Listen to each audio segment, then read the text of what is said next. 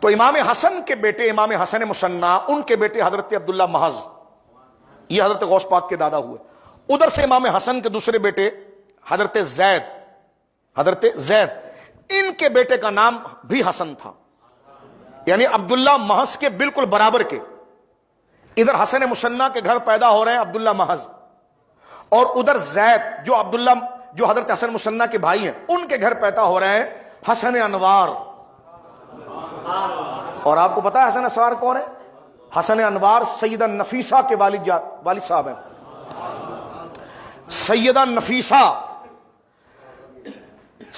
نفیسہ بنت حسن ابن زید ابن حسن. سیدہ نفیسہ سیدہ زہرا پاک کے بعد تاریخ اہل بیت کے اندر کوئی خاتون ایسی برگزیدہ گزری ہو کہ جس کا ذکر سیدہ خیر النساء کے ساتھ کیا گیا ہے، وہ حضرت امام حسن کی پوتی اور حضرت زید کی پوتی اور حضرت امام حسن انوار کی بیٹی سیدہ نفیسہ صدیقہ، جو مصر کی سرزمین پر آرام فرما رہی ہے آپ کی ذات. آج تک ہندوستان کے اندر سیدہ نفیسہ کے نام کی نظر مانی جاتی ہے اور منت مانی جاتی ہے. یہ کون ہے میں آپ کے سامنے عرض کرنا چاہوں گا. حضرت امام شافعی کی حدیث میں استاد ہیں. یہ امام شافعی جو محدثین کا امام ہے، امام شافعی جو فقہا کا امام ہے، امام شافعی نے پردے میں رہ کر سیدہ نفیسہ سے علم حدیث سیکھا. سیدہ نفیسہ حضرت زید کی پوتی ہیں اور امام حسن کی پڑ پوتی ہیں.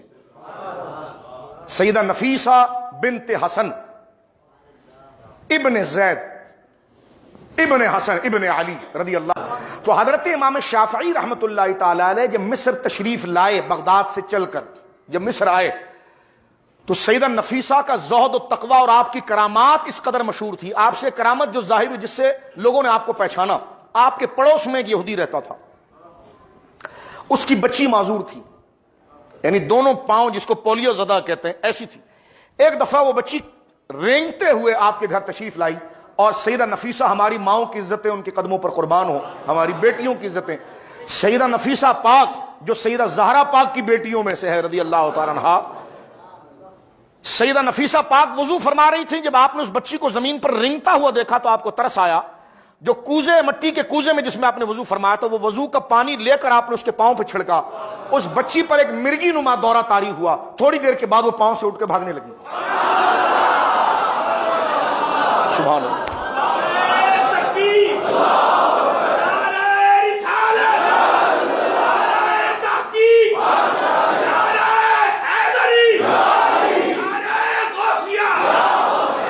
میرے دوستو وقت مختصر ہے، میں آپ کو بڑی ضمانت کے ساتھ کہہ رہا ہوں، کوئی لفاظی میں نہیں کر رہا آپ کے ساتھ، کوئی ایسی لچر بازی کی بات نہیں کر رہا. اہل علم میری تقریر پوری دنیا میں سن رہے ہوں گے. آپ ابھی جائیے سیدہ نفیسہ کے ترجمے کو پڑھیے، ہر جگہ یہ کرامت بڑے سے بڑے عالم نے لکھی ہے. سیدہ نفیسہ پاک، اس سے آپ کی کرامات اور آپ کی شخصیت کا شعرہ ہوا.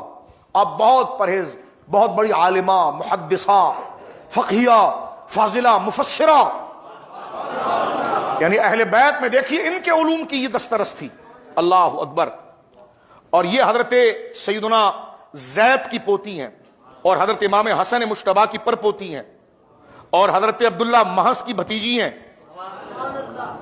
یعنی اس رشتے سے اگر آپ آ کر دیکھیں تو امام شافعی ان کا اتنا ادب کرتے تھے. امام شافعی، آج لوگ امام شافعی کے بارگاہ میں جا کے دعا کرتے ہیں تو اللہ دعاؤں کو رد نہیں کرتا. ایسے عظیم بزرگ امام شافعی جب بیمار ہوتے تو آپ حضرت سیدہ نفیسہ رضی اللہ تعالیٰ عنہ کے پاس کسی دوست کو بھیجتے، بچے کو بھیجتے، تو ان کے مدرسے کا کوئی جید عالم ہو جاتا اور پردے کے اندر سیدہ کی خدمت میں عرض کرتا. کیونکہ امام شافعی بہت بڑے عالم تھے اور آپ کے شاگرد بھی تھے. آپ بڑی دعائیں دیا کرتی تھی اور دنیا نے بڑا فائدہ اٹھایا امام شافعی سے. تو آپ دعا فرماتی، یہ کتابوں میں لکھا ہے، وہ دعا کے ہاتھ اٹھاتی، وہ دعا کرانے والا گھر نہیں پہنچتا، امام شافعی دروازے پر کھڑے ہوتے. اور یہ کئی دفعہ ہوا، یہ کئی دفعہ. ایک دفعہ امام شافعی رضی اللہ تعالیٰ جب بالکل علیل ہوئے تو آپ نے اپنے شاگرد کو بھیجا، جاؤ. تو جیسے وہ دروازے پر آ کر کھڑا ہوا، وہ کہنے سے پہلے سیدہ کہنے لگی، آج دعا نہیں کروں گی، اس لیے کہ محبوب سے ملنا اس دنیا میں رہنے سے بہتر ہے. یہ جملہ آپ نے کہا. وہ لوٹ کر گئیں لوٹ کر گیا اور امام شافعی سے کہا تو امام شافعی نے کہا کہ بس ٹھیک ہے، میرے گرد سے تصویریں تمام چیزیں یعنی معاملات کو درست کرو، یہ میری موت کا وقت آ گیا ہے۔ یہ سیدہ نفیسہ نے کہہ دیا کہ جناب دنیا میں رہنے سے بہتر ہے کہ محبوب سے ملاقات کرنا۔ امام شافعی نے جب انتقال کیا، انتقال کرنے کے بعد یہ وصیت کی تھی کہ جب لوگ میرا جنازہ پڑھ لیں تو میری میت کو سیدہ نفیسہ کے گھر لے جانا۔ اہل سنت کو قبر پوجا کہنے والوں، یہ تاریخ کے واقعہ۔ سیدہ نفیسہ کے دربار میں جو آپ کا حجرہ مبارکہ تھا، جھونپڑا نما، اس میں لایا گیا امام شافعی کے جنازے کو۔ وقت کا امام امام شافعی، اس کے جنازے کو لایا گیا اور کہا گیا کہ حضور سیدہ یہ امام شافعی کا جنازہ ہے۔ اس وقت کے بہت بڑے عالم تھے، ان کو آپ نے حکم دیا کہ آپ جنازے کی نماز پڑھائیے، کیونکہ وہاں ولی کی شرط تو نہیں کہ ولی اگر نماز پڑھ لے گا تو دوسرا نہیں پڑھ سکتا۔ امام شافعی تو کہا کہ آپ جنازہ پڑھائیے۔ انہوں نے جنازہ سامنے رکھا گیا، دوبارہ جنازہ پڑھا گیا حضرت سیدہ نفیسہ کے حجرے میں، اور آپ نے پردے کے اندر امام شافعی کا جنازہ پڑھا۔ جنازہ پڑھ کر ابھی فارغ نہیں ہوئے کہ اس مجمع میں ایک اللہ کے ولی تھے، انہوں نے کہا سنو، جنہوں نے امام شافعی کا جنازہ پڑھا خدا نے سب کو بخش دیا، اور شافعی کو سیدہ نفیسہ کی وجہ سے بخش دیا۔